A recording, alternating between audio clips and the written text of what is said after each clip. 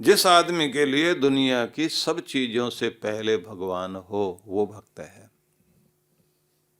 और जिस व्यक्ति के लिए सब रिश्तों से बढ़कर के अगर कोई रिश्ता पहला रिश्ता हो सकता है, जिसको पहले आप महत्व देंगे, तो भगवान। इसलिए वो जो पुराने लोगों को मैंने देखा है कि घर में ब्याह शादी का मौका, गृह प्रवेश का अवसर है या कोई बहुत शुभ कार्य है, अब बधाई गाते हैं, महिलाएं बधाई गाती हैं, तो उनकी बधाई देखिए, उनकी बधाई के पहला धन्यवाद तो, पहली बधाई तो मेरे भगवान को जिनकी कृपा से मुझे ये मिला। मान लीजिए घर की बात करते हैं, मेरा घर मुझे मिला, मेरे सपनों का घर मुझे मिला, पहली बधाई मेरे भगवान को जिसकी कृपा से मुझे ये नसीब हुआ, और दूसरी बधाई मेरे सदगुरु को जिनकी कृपाएं लगातार चलती हैं। भगवान भी तो कृपा तभी करते हैं जब पहले सदगुरु कृपा करता है। अब बधाई देते देते वो पितरों पर आते हैं, अपने बड़ों पर आते हैं, सबको बधाई देते देते सबके आसपास वालों को बधाई देते हैं, और उसके बाद में आपस में बधाई देते हैं। तो ये जो परंपरा है कि मेरे लिए महत्वपूर्ण पहले कौन, इसलिए ये ध्यान रखिए कि सबसे पहले महत्वपूर्ण हो गया कि गुरु को मानना, गुरु की सेवा करना। सेवा से मतलब गुरु को प्रसन्न रखना, गुरु को संतुष्ट रखना, गुरु सेवा में सेवक बनकर रहना। दूसरी चीज आती है आपकी पात्रता, आपकी श्रद्धा कितनी है। और जब आपकी श्रद्धा गहरी होती है, जब आप इतने श्रद्धा और पात्रता से युक्त हो जाएं कि गुरु सब देने को तैयार है।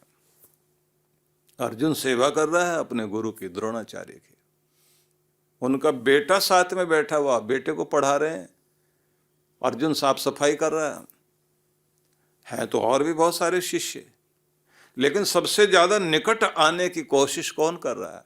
दुर्योधन दूर खड़ा हुआ है वहीं, लेकिन सबसे ज्यादा नजदीक जा जाकर सेवा करे, प्रसन्न करे, वो तो अर्जुन। अब द्रोणाचार्य सबको सिखा रहे हैं, सब तरह की विद्याएं दे रहे हैं, उनका विश्वविद्यालय की तरह का एक बहुत बड़ा विद्यालय था। अलग अलग तरह से चीजें सिखाई जा रही हैं, गदा युद्ध सिखाया जा रहा, धनुर्विद्या सिखाई जा रही है, मल विद्या सिखाई जा रही है, अस्त्र शस्त्र सिखाए जा रहे हैं, सब तरह के शस्त्र सिखाए जाने की व्यवस्था चल रही है। लेकिन कुछ गुप्त विद्याएं, रहस्यात्मक विद्याएं वो अपने पुत्र को बता रहे हैं, और थोड़ा पक्षपात भी करते हैं। अर्जुन को कहते हैं तू जा और गंगा से जल भर करके लेकर आ।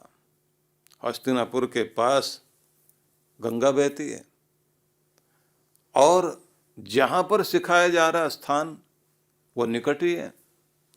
अब जल भरने के लिए पात्र लेकर के अर्जुन जाता है, और इतना तेजी के साथ जाता है कि जल भरकर आएगा, घड़ा जगह पर रख दिया और अपने हाथ धो करके सामने आके बैठ गया। लेकिन आए इस तरह से कि कान वहीं लगे हुए हैं, जाते समय भी कुछ सुन रहा है, आते भी सुन रहा है, और सुनते सुनते उसको ये समझ में आ गया जो बीच में कुछ बताया गया होगा वो अपना अंदाज लगा लिया, और फिर आकर जब बैठा तो प्रश्न कर दिया साथ में, गुरुदेव आपने जो ऐसे बताया और फिर ऐसे बताया, इसमें तो ऐसा होना चाहिए।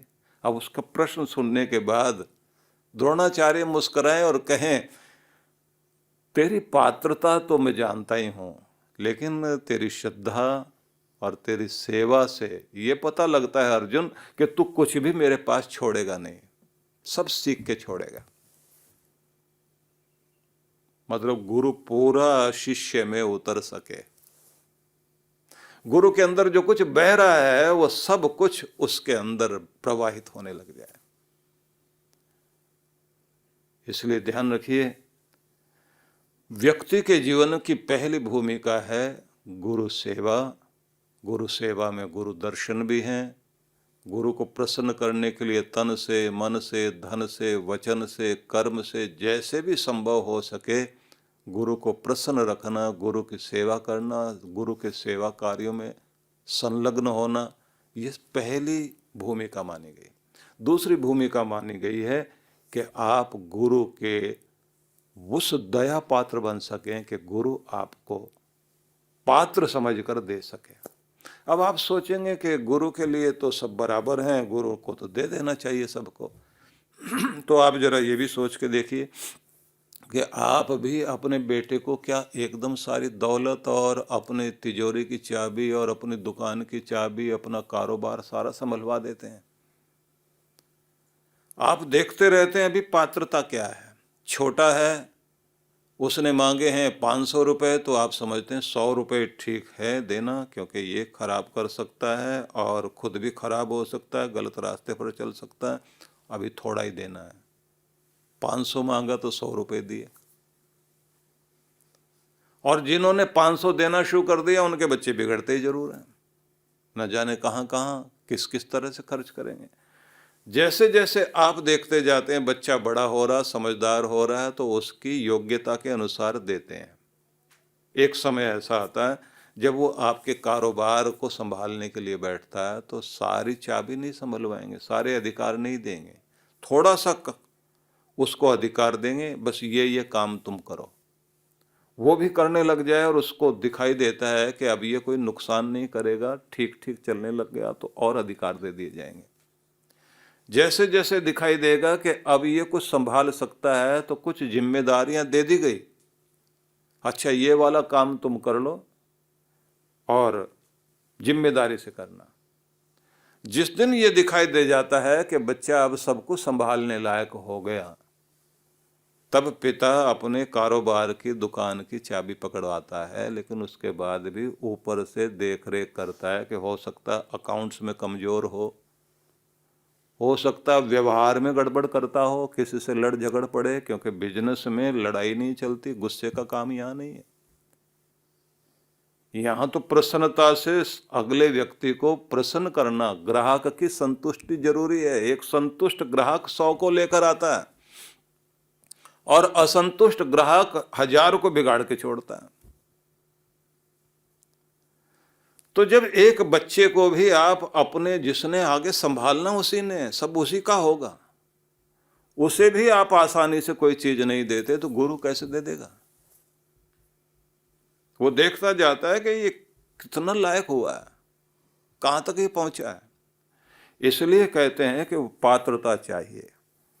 उसके बाद लिखा है श्रद्धा अत तेषाम धर्मेषु, गुरु के जो धर्म कहे गए हैं, गुरु के ऐसे कार्य, उसके जो नियम, उसके द्वारा जो सिद्धांत दिए गए हैं, गुरु के द्वारा दिए गए जो विचार हैं, भावनाएं हैं, उनमें श्रद्धा। बुद्ध को मानने वाले केवल बुद्ध को माने इतना ही नहीं है, बुद्ध के सिद्धांतों को माने। सनातन परंपरा में मानने वाले लोग व्यास देव के प्रति श्रद्धा रखते हैं। तो महर्षि व्यास का दिन पूर्णिमा के रूप में गुरुओं का पूजन करते हुए व्यास ऋषि का भी पूजन होता है। लेकिन जरा देखिए कि व्यास से ज़्यादा व्यास के द्वारा दिए गए सिद्धांतों को ही अपनाने से सनातन धर्म, हिंदू समाज का कल्याण है।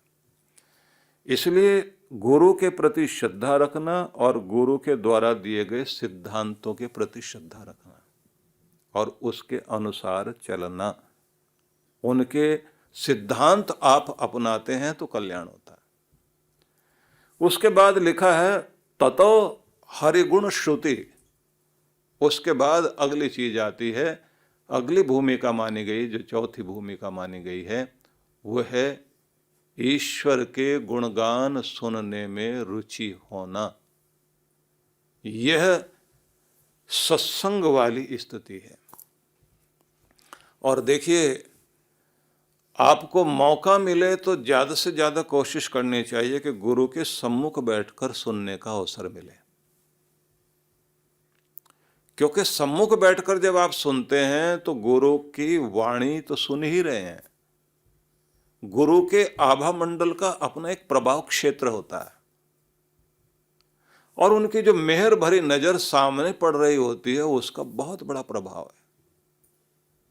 और फिर वहां जो वातावरण बनता है वो वातावरण भी आपके ऊपर बहुत बड़ा काम करता है। कोशिश होनी चाहिए कि प्रत्यक्ष सामने बैठ करके सुनने का अवसर मिले,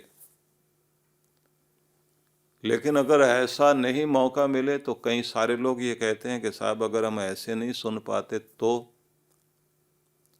टेलीविज़न पर देख लें, यूट्यूब पर देख लें, फेसबुक पर देख लें, कोई रिकॉर्ड किया हुआ कार्यक्रम हो उसको देख लें, क्योंकि है तो गुरु की वाणी।